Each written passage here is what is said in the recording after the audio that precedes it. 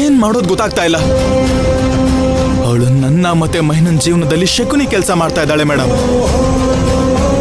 ನಾನು ಅವಳಿಗೆ ತಿಳಿಸಿ ಹೇಳೋದಕ್ಕೆ ತುಂಬಾ ಸಲ ಪ್ರಯತ್ನ ಪಟ್ಟಿದ್ದೀನಿ, ಆದ್ರೂ ಅವಳು ಅರ್ಥ ಮಾಡ್ಕೋತಿಲ್ಲ.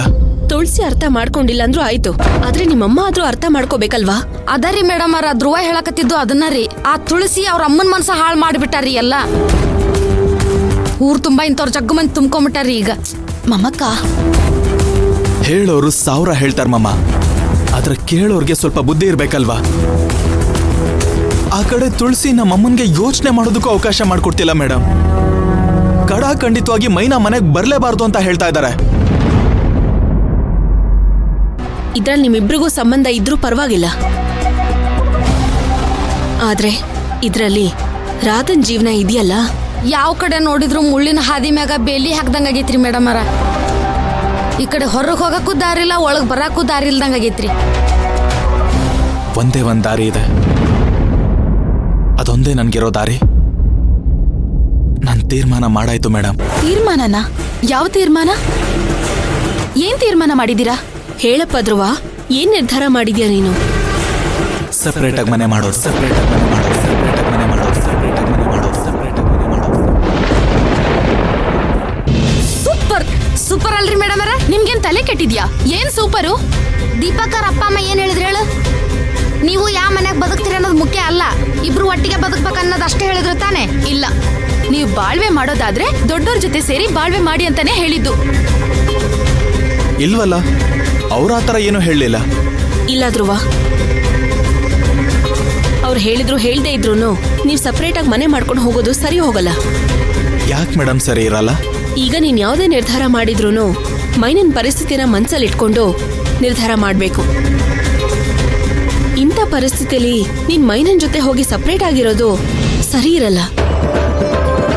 ಮೈನನ್ ಜೀವನನು ರಾಧನ್ ಜೀವನನು ಒಂದೇ ತರ ಇಲ್ಲ.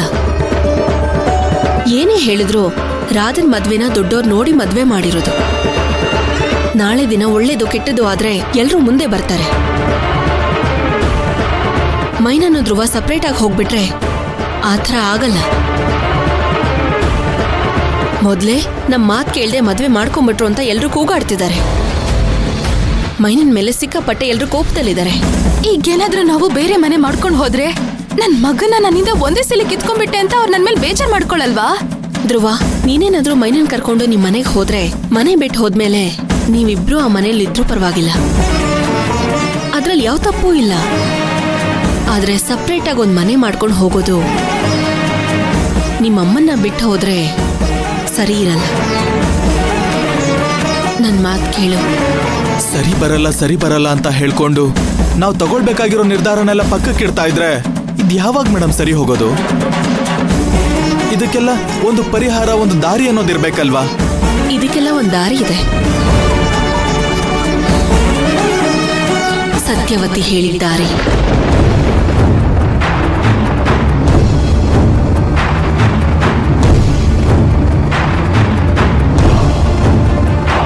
ಸತ್ಯವತಿ ಮೇಡಮ್ಮ ಅವ್ರೇನ್ ಹೇಳಿದ್ರು ಮೇಡಮ್ಮು? ಮೈನಾ, ನೀನು ಧ್ರುವನ್ ಮನೆಗೆ ಹೋಗಿರ್ಬೇಕು ಅಂದ್ರೆ ಅದಕ್ಕೊಂದ್ ದಾರಿ ಇದೆ. ಅದು ಕಾನೂನಿನ ಮೂಲಕ. ಕಾನೂನಿನ ಸಹಾಯ ತಗೊಂಡು ನೀನು ಮೈನನ್ನ ನಿಮ್ಮ ಮನೆ ಕರ್ಕೊಂಡು ಹೋಗು.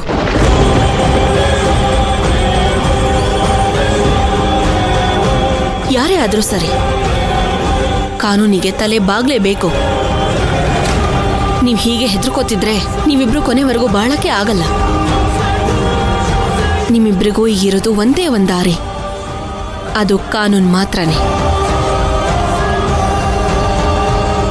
ಸತ್ಯವತಿ ಒಂದ್ಸಲ ನಿಮ್ ಮನೆಗ್ ಬಂದ್ ಮಾತಾಡ್ತಾಳೆ.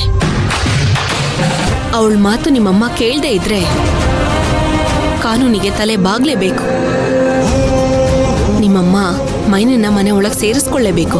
ಅಲ್ಲ ಮೇಡಮ್, ನೀವೇನ್ ಹೇಳ್ತಿದ್ದೀರಾ? ನೀನೇನು ಮಾತಾಡ್ಬೇಡ ಮೈನಾ.